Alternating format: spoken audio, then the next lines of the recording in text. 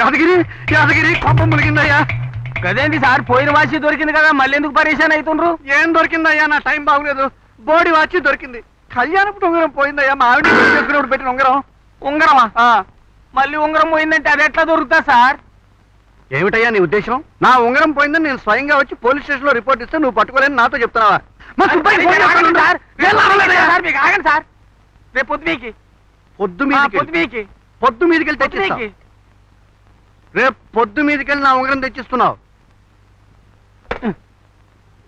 భలే గిరాకి దొరికింది.